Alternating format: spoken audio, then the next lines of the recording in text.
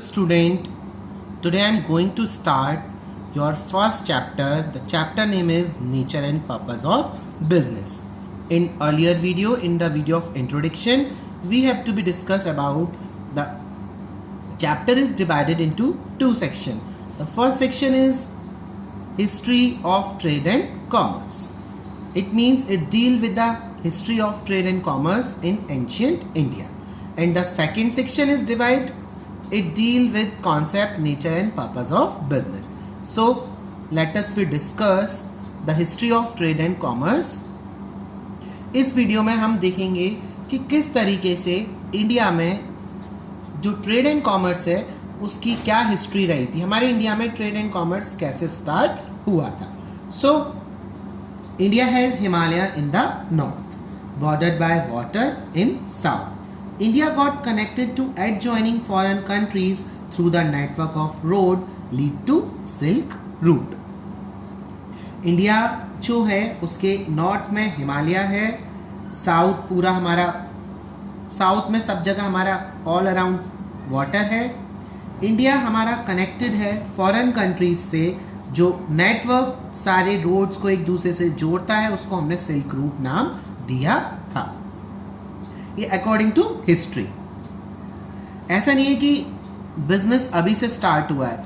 जो इंडिया में trade and commerce की हिस्ट्री है वो बहुत पुराने टाइम से. अगर हम युगों की बात करेंगे, त्रेता युग हुआ, सतयुग हुआ, द्वापर युग हुआ, हर जगह अपने अपने तरीके से बिजनेस किया जाता था. ये हमारा कलयुग चल रहा है. यहाँ पे जो टाइम है वो टाइमिंग के अकॉर्डिंग सारी चीज़ें चेंज होती चली गई है. तो जो सबसे पहले इंडिया हमारा बिजनेस से कनेक्टेड हुआ था वो सिल्क रूट के थ्रू हुआ था. बहुत सारी फॉरेन कंट्रीज ने इंडिया को कनेक्ट किया था, उसको हमने सिल्क रूट नाम दिया था. The maritime routes link the east and west by the sea were used for trade of spice known as spice root.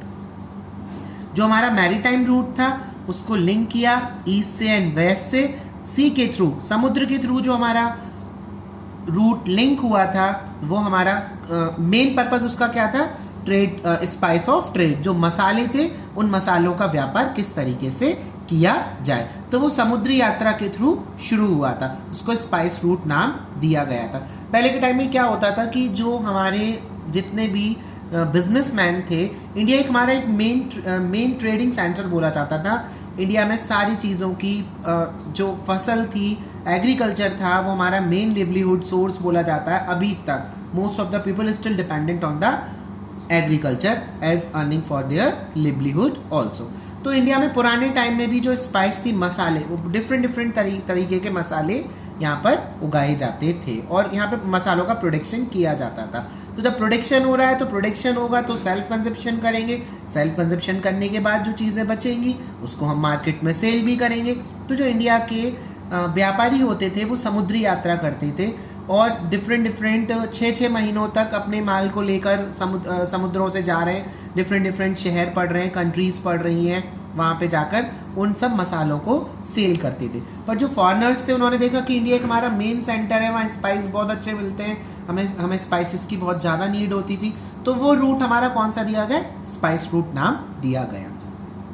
The progress of domestic and international trade in ancient India developed due to flow of wealth through these routes. जो India में domestication और international trade हुआ था ancient time में, उसका जो development हुआ था, हमारी इंडिया की वेल्थ कैसे बढ़ी, इस सिल्क रूट की वजह से ही बढ़ी थी. Many trade centres and industrial belt also started. यहाँ पर बहुत सारे ट्रेड सेंटर स्टार्ट हुए और बहुत सारी बेल्ट्स भी यहाँ पर स्टार्ट हुई. बहुत सारे जो एरिया थे वो भी इंडिया में जुड़े कि किस तरीके से ट्रेड को डेवलप किया जाए. So, in the archaeological evidence have shown that trade and commerce was the base of economy of ancient India. अगर हम पुरावित्त होते हैं, अगर हम उनकी बात करेंगे, जो हमारे पुराने एविडेंस मिले गए हैं, प्राचीन लोगों ने उनको एविडेंस ढूंढे हैं, सबूत ढूंढे हैं, उसमें ये भी उन्होंने देखा है कि इंडिया में जो हमारा ट्रेड था एंशियंट टाइम में वो एक बेस माना जाता है. जैसे हम राजा महाराजाओं के टाइम में देखते हैं, भगवान राम के टाइम में देख लीजिए, कि ट्रेड चलता था। पहले क्या होता था, वाटर सिस्टम चलता था, लोगों के पास मनी इंट्रोड्यूस नहीं थी। मनी इंट्रोड्यूस होने से पहले हम वाटर सिस्टम करते थे, we have to be exchange commodity to commodity. हम कमोडिटी से एक कमोडिटी को दूसरी कमोडिटी से चेंज करते थे। फॉर एग्जांपल एक पर्सन है ए, एक पर्सन है बी। ए पर्सन को नीड होती है मिल्क की और बी पर्सन को नीड है गेहूं की। अगर ये दोनों पर्सन एक दूसरे से गुड्स को चेंज कर लेते थे, that is the part of water system. जब मनी इंट्रोड्यूस हुई, मनी ने इन सब प्रॉब्लम को हमारी सॉल्व किया। अब मॉडर्न टाइम में आप मनी दीजिए और कोई भी चीज़ मार्केट से परचेज करके लेकर आइए, पर एंशियंट टाइम में ये सारी चीज़ें होती थी, लोग इन्हीं से सर्वाइव करते थे, इन्हीं चीज़ों से अपना वाटर सिस्टम के थ्रू अपना बिजनेस करते थे। The trade was mainly carried out by water and land. जो ट्रेड था वो मेनली किससे कैरिड आउट होता था, समुद्री यात्रा के थ्रू और लैंड के through.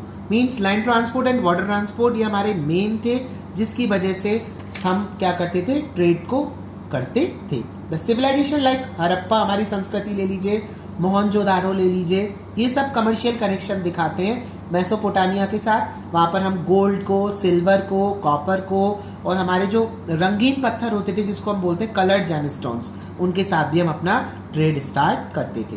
The period was marked by substantial commercial activity and urban development. ये जो हमारी कमर्शियल एक्टिविटी हुई थी उसी पीरियड से स्टार्ट हुई थी और हमारा अर्बनाइजेशन होना स्टार्ट हुआ था, अर्बन डेवलपमेंट हुआ था।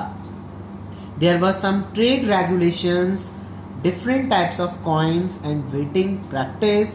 Later on some common acceptable weight and measures were developed. पहले हमारे कुछ ट्रेड के रूल्स एंड रेगुलेशंस होते थे, डिफरेंट तरीके के हमारे कॉइन्स इंट्रोड्यूस हुए, उनका वेट आया कि किस कॉइन का कितना वेट होगा, उसके एवरेज में कितना गुड्स हम परचेज कर सकते हैं।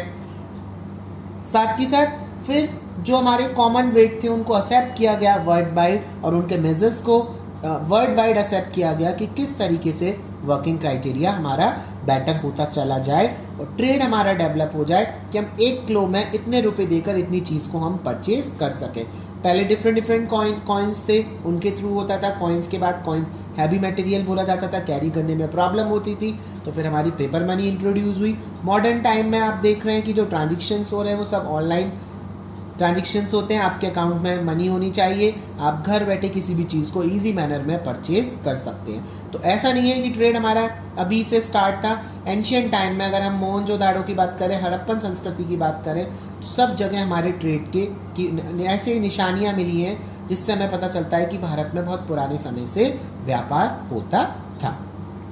अब सेकेंड पॉइंट जो है that is indigenous banking system. हम यहाँ पर बात करेंगे कि हमारा जो बैंकिंग सिस्टम था वो किस तरीके से स्टार्ट हुआ। With the progress of economic life following development took place. जैसे जैसे हमारी लाइफ, इकोनॉमिक लाइफ प्रोग्रेस होती चली गई, डेवलपमेंट हमारा होता चला गया। The first thing is metal coin become common medium of exchange. सबसे पहले जो हम एक्सचेंज का सिस्टम था वो हमारा क्या था, मेटल कॉइन। पहले हमारे मेटल कॉइन्स चलते थे जिसके थ्रू हम चीज़ों को एक्सचेंज करते थे। Second, documentation such as hundis and chitties were used for buying and selling on credit.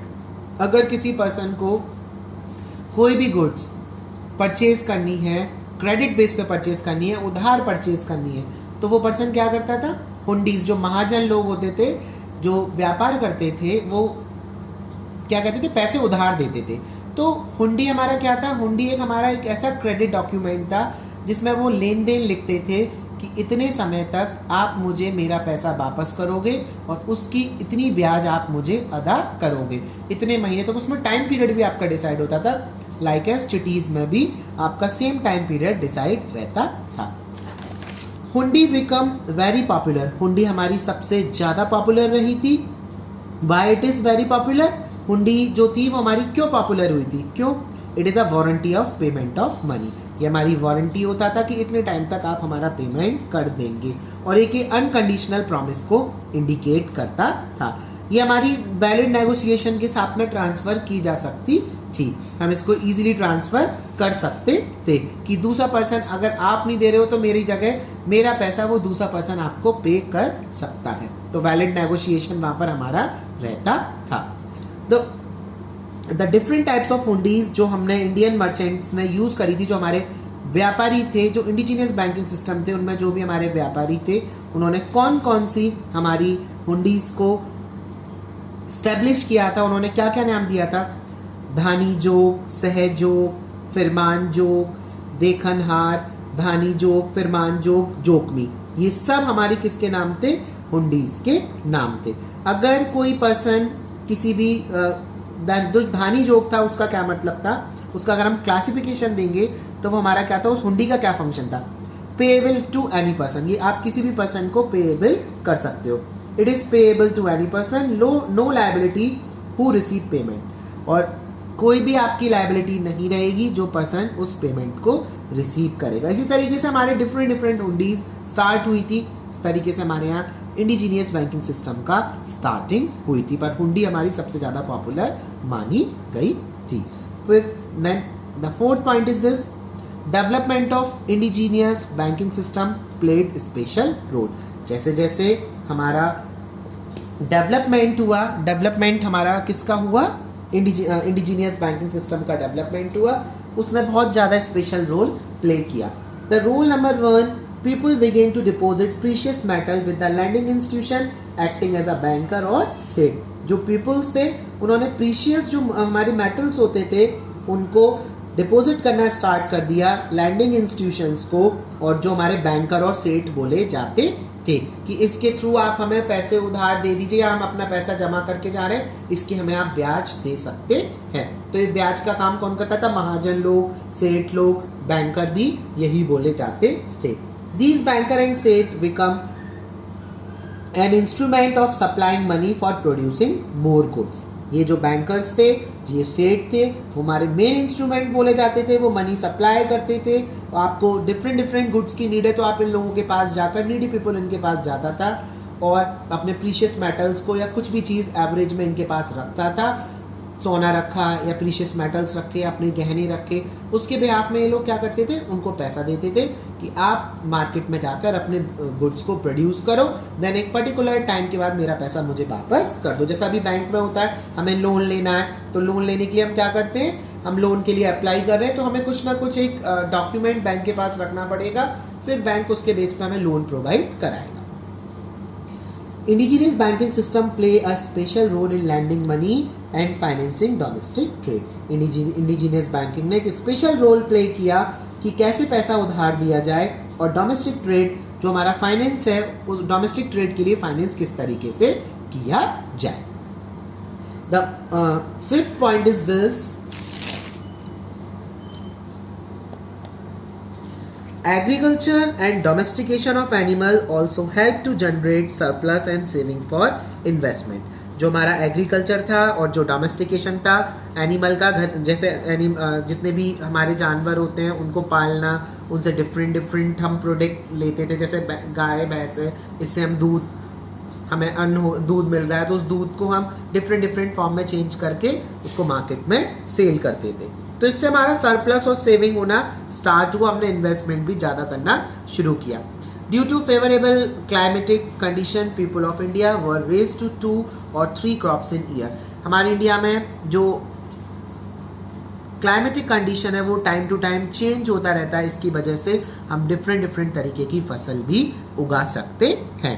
In addition to agriculture, by resorting or to weaving, dyeing fabric, making clay pots, sculpting, cottage industry, masonry manufacturing, transport like carts, boats, they were able to generate surplus for investment। अब बाकी की चीज़ों के लिए हमारे पास कैसे पैसा आया, हमने वीविंग वर्क शुरू किया, बुनाई का काम, कपड़ों को डाई करने का काम हमने शुरू किया, हमने मिट्टी के बर्तन बनाने शुरू किए, उन पे कलाकारी करना शुरू किया, कॉटेज इंडस्ट्री स्टार्ट करी, ट्रांसपोर्ट में मेन क्या थे, कार्ड्स, बुलक कार्ड्स, बोट्स, ये बनाना स्टार्ट किया।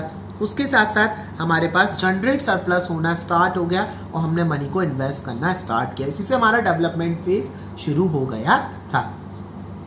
द डेवलपमेंट ऑफ खानखाराज और वर्कशॉप्स, जो खानखाराज होते थे, जो वर्कशॉप्स होते थे, हर skilled artisans worked and converted raw material into finished goods. यहाँ पे जो स्किल्ड आर्टिशियंस होते थे वो काम करते थे और जो रॉ मटेरियल को प्रीशियस फिनिश गुड्स में चेंज करते थे। जैसे भेड़ से ऊन मिली तो उस ऊन से स्वेटर बनाए, कपड़े बनाए, और सिल्क हुआ, सिल्क मोथ से सिल्क मिला तो उस सिल्क से साड़ियाँ, कपड़े बनाया, फैब्रिक बनाया। तो डिफरेंट काम ये लोग भी वहाँ पे करना स्टार्ट करते थे।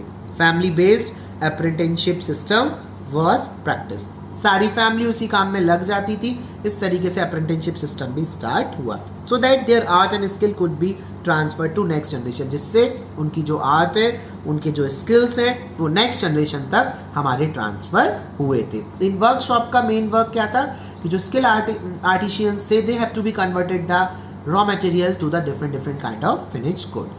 That's all. In the next topic, that is rise of intermediaries, जो कहते हैं मध्यस्थ लोग हमारे, उनका कैसे rise हुआ, how they rise. So if we talking about rise of intermediaries, the intermediaries also play a very important role in the promotion of trade. हमारे ट्रेड के प्रमोशन में जितने भी हमारे इंटरमीडिएटरीज थे, उन्होंने भी बहुत अच्छा रोल प्ले किया। It include number 1 commission agents. Commission agents आए, कमीशन बेस पे काम करते थे। ब्रोकर, जिनको हम दलाल बोलते हैं। डिस्ट्रीब्यूटर्स कौन होते हैं कि एक मेन होलसेलर से गुड्स लेना और एक as a middle man work करना और उसको डिफरेंट हमारे रिटेलर्स तक पहुंचाना। ये डिस्ट्रीब्यूटर्स का काम होता था, जो होलसेलर और रिटेल ट्रेड हमारा कराते थे। They help in expanding trade and brought in huge amount of silver bullions into Asia and large share was in India. इससे ट्रेड स्टार्ट हुआ, हमारा ट्रेड का एक्सपेंडिंग होना स्टार्ट हुआ। इससे ह्यूज अमाउंट ऑफ सिल्वर जो था वो एशिया में आना स्टार्ट हुआ, उसका लार्ज पार्ट इंडिया में आना स्टार्ट हुआ। नंबर 2, द इंस्टीट्यूशन ऑफ जगत सेठ। जो जगत सेठ थे, they were also play a very important role during the Mughal period and the day of East India Company.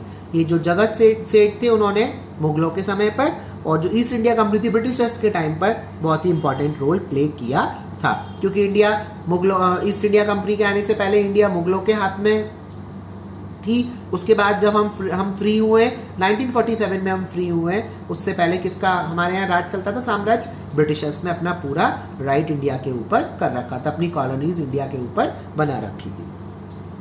So these banker began to act as a trustee and executor. ये जो bankers थे, ये executors थे और trustees थे। They charge high rate of interest on foreign trade. ये foreign trade कराते थे और उस पर हाई रेट ऑफ इंटरेस्ट लेते थे। जगत सेठों का काम क्या होता था कि ये फॉरेन से गुड्स को मंगा रहे हैं और फिर वहाँ इंडिया में लाकर उनको महंगे रेट में सेल करते थे। Third is the emergence of credit transactions and availability of loan enhance commercial activity. Credit transaction start हुआ, उधारी पे लेन देन जब शुरू हुआ तो उससे लोन फैसिलिटी भी बढ़ने लगी। जो कमर्शियल एक्टिविटी थी वो बढ़ी कि लोगों के पास पैसा नहीं होता था तो वो पैसा उधार लेकर सारा काम शुरू करते थे। The India enjoyed a favorable balance of trade where export exceed the import। India एक favourable balance of trade follow करता था जिसमें उनका एक्सपोर्ट ज़्यादा होता था इम्पोर्ट से। मीन्स हम चीज़ों को बेचते ज़्यादा थे, मंगाते हम कम थे at the time in ancient time. Next point is indigenous banking system benefited the manufacturers, traders and merchants with the additional capital fund for expansion and growth. Indigenous banking system से सबसे बड़ा बेनिफिट किसको हुआ? Manufacturers को, traders को, merchants को, क्योंकि उनको कैपिटल, एडिशनल कैपिटल मिल जाती थी। अगर उन्हें कोई भी एक्सपेंशन एंड ग्रोथ करना है, लोन इजीली अवेलेबल होता था, वो लोन लेते थे, अपने बिजनेस को ग्रोथ प्रोवाइड कराते थे, उससे जो प्रॉफिट अर्न होता था फिर उससे उस मनी को डिफरेंट पार्ट में उस प्रॉफिट को वो डिवाइड करते थे और अपना लोन भी पे आउट करते थे। The fifth point is this, later on commercial and industrial banks also provided both short term and long term loan to traders। उसके बाद जो हमारी कमर्शियल और इंडस्ट्रियल बैंक्स आए, उन्होंने different short term and long term loan देना start कर दिया। That's the part. Thank you very much.